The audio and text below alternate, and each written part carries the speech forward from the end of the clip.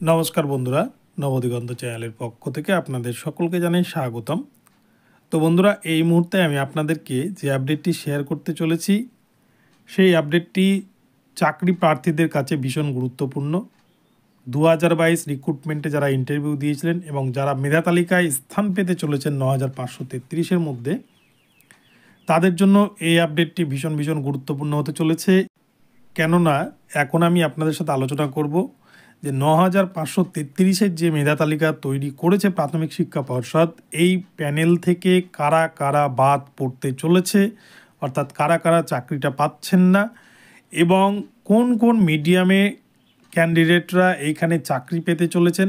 অর্থাৎ 9533-এর যে প্যানেল জমা করেছে সুপ্রিম কোর্টে প্রাথমিক শিক্ষা পর্ষদ, সেখানে কি শুধু বাংলা মিডিয়ামের ক্যান্ডিডেটরাই রয়েছে নাকি অন্য মিডিয়ামের ক্যান্ডিডেটরাও এখানে স্থান পেয়েছে 9533-এ। তো এই নিয়ে এখন আমি আপনাদের সাথে গুরুত্বপূর্ণ আলোচনাটি করতে চলেছি। তো আপনারা সম্পূর্ণ ভিডিওটি স্কিপ না করে প্রথম থেকে শেষ পর্যন্ত দেখতে থাকুন। এই ভিডিওর মাধ্যমে কিন্তু আপনারা অনেক অজানা তথ্য জানতে পারবেন।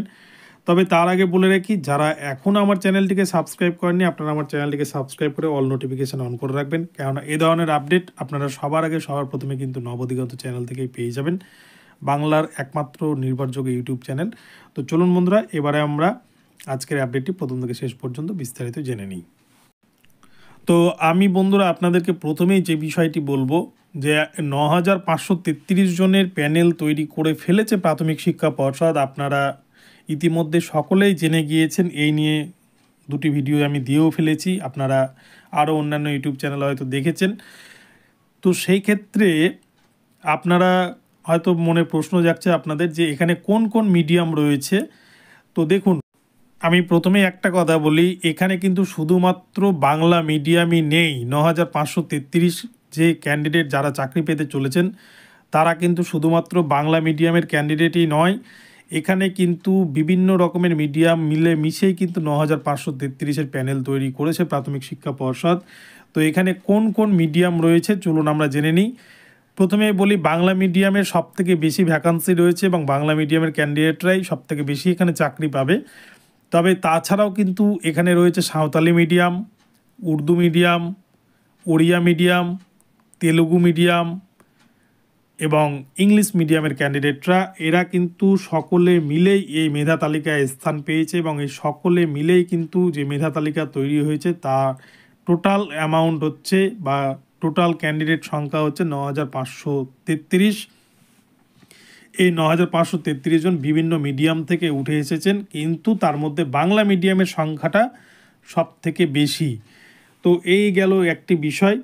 এবারে চলে আসি তার পরবর্তী বিষয়ে যে কোন কোন ক্যাটাগরির ক্যান্ডিডেটরা এখানে চাকরি পেয়েছেন।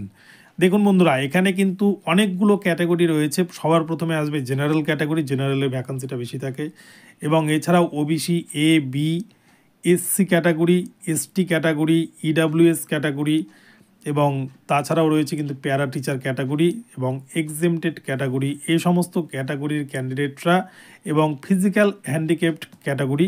তবে এই সমস্ত ক্যান্ডিডেটের মধ্যে কিন্তু ওবিসি বি যারা রয়েছেন তাদের কম্পিটিশানটা একটু হলেও কিন্তু কাট অফের দিক থেকে হাই হতে চলেছে। ওবিসি বি এর ক্যান্ডিডেটের সংখ্যাটা সবথেকে বেশি এবং ওবিসি বি এর সিট সংখ্যা কিন্তু খুবই কম, যার জন্য ওবিসি বি ক্যান্ডিডেটদের জন্য কিন্তু কিছুটা হলেও হয়তো একটু চিন্তার খবর। তো যাই হোক, এবারে চলে আসি তার পরবর্তী বিষয়ে যে কারা কারা এই প্যানেল থেকে বা নিয়োগের প্রক্রিয়া থেকে কিন্তু বাদ পড়েছেন বা বাদ পড়তে চলেছেন। তো বন্ধুরা, প্রথমেই বলে রাখি, যদি আমরা পর্ষদের দিক দিয়ে অফিসিয়ালিভাবে ধরি তাহলে কিন্তু প্রাথমিক শিক্ষা পর্ষদ দীর্ঘদিন আগেই বিএডকে অফিসিয়ালি বাদ দিয়ে দিয়েছে। তারা অনেক দিন আগে একটা নোটিশ জারি করে জানিয়ে দিয়েছিল যে বিএডের ভবিষ্যৎ নির্ভর করবে সুপ্রিম কোর্টের জাজমেন্টের ওপর, এবং সেই হিসাবে তারা কিন্তু জানিয়েছে। এই নিয়ে অনেকগুলো কেস হয়েছে, অনেক ক্ল্যারিফিকেশন মামলা হয়েছে, কিন্তু তারা শেষ পর্যন্ত জানিয়ে দিয়েছে বিএডরা এই নিয়োগ প্রক্রিয়ায় থাকছে না। এবারে আসি এনআইওএস ডিএলএডদের কথায়। এনআইওএস ডিএলএডদেরও কিন্তু বিএডদের মতোই সেম ম্যাটার, তারাও কিন্তু কেস করেছিল, এবং আমাদের কলকাতা হাইকোর্টের যে কেস সেখানেও কিন্তু এনসিটির পক্ষ থেকে জানতে চেয়েছিলেন বিচারপতি গঙ্গোপাধ্যায়, এবং সেখানে এনসিটি জানিয়ে দিয়েছেন তাদের সাবমিশন দিয়ে যে সুপ্রিম কোর্টের রায় তাদের কাছে চূড়ান্ত, তাই এনআইএস ক্যান্ডিডেটরাও কিন্তু এই মেধা তালিকায় স্থান পাচ্ছে না। এবারে চলে আসি আরও কারা কারা বাদ পড়েছেন। দেখুন বন্ধুরা, in service candidate, in service যারা অর্থাৎ বর্তমানে প্রাথমিকের শিক্ষকতা করছেন তারা কিন্তু এই নিয়োগ প্রক্রিয়ায় স্থান পাননি। সিটেড যারা রয়েছেন তারাও কিন্তু এই নিয়োগ প্রক্রিয়ায় স্থান পাননি। প্রথমে কলকাতা হাইকোর্ট অর্ডার দিলেও সেটি কিন্তু ডিভিশন বেঞ্চে খারিজ হয়ে যায় এবং সিটেড এই নিয়োগ প্রক্রিয়া থেকে ছিটকে যায়।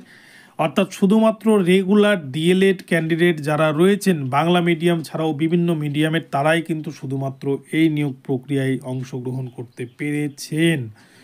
এবারে চলে আসি যে এছাড়াও আরও কারা কারা বাদ পড়তে চলেছেন। আমি আগেই বললাম যে ওবিসি বিয়ের কিন্তু বাংলা মিডিয়ামের যে ওবিসি বি, সেই ওবিসি বিয়ের সংখ্যাটা সব থেকে বেশি, তাই ওবিসি বিয়ের সিট সংখ্যা ক্যান্ডিডেট অনুযায়ী অনেক কম, তাই কিন্তু ওবিসি বিয়ের মধ্যে হাড্ডাহাড্ডি লড়াই হবে এবং ওবিসি বিয়ের কিন্তু বেশ কিছু ক্যান্ডিডেট হয়তো বাদ পড়তে পারে এবং এছাড়াও জেনারেলের ক্যান্ডিডেটরা কিছুটা কিন্তু বাদ পড়তে পারে এবং এসসি ক্যান্ডিডেট যারা রয়েছেন তাদের চিন্তার কোনো কারণ নাই। এসসি ক্যান্ডিডেটরা কিন্তু অনেকেই এই নিয়োগ প্রক্রিয়ায় চাকরি পেয়ে যাচ্ছেন, হিউজ পরিমাণ চাকরি পেয়ে যাচ্ছেন এবং এসটি ক্যান্ডিডেট তাদের যা সিট রয়েছে এসটির কিন্তু সিট ফাঁকা থেকে যাবে, অতজন এসটি ক্যান্ডিডেট নেই এবং প্যারা টিচার কোটায় যতটা ভ্যাকান্সি রাখা হয়েছে সেখানেও কিন্তু অনেকটাই সিট রাখা হয়েছে, এখানেও কিন্তু বেশ কিছু সিট ফাঁকা থেকে যাবে।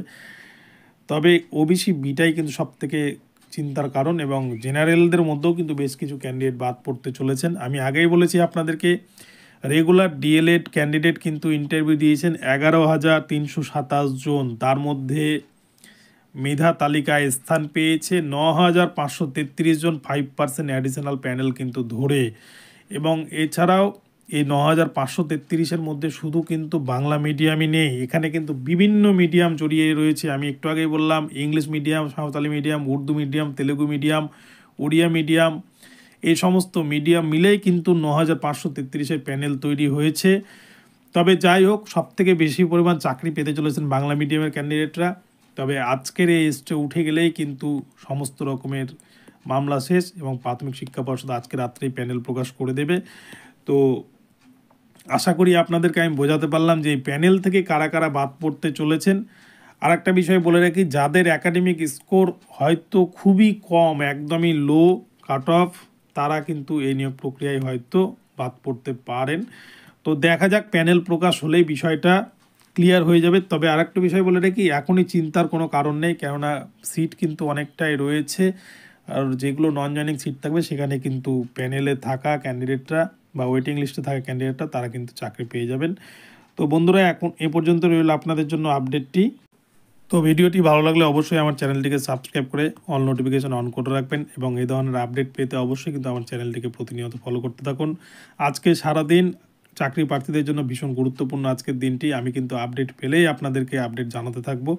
তো আপনারা সেই জন্য প্রতিনিয়ত আমার চ্যানেলটিকে ফলো করতে থাকবেন। ধন্যবাদ। পরবর্তী ভিডিও নিয়ে আসছি আবার।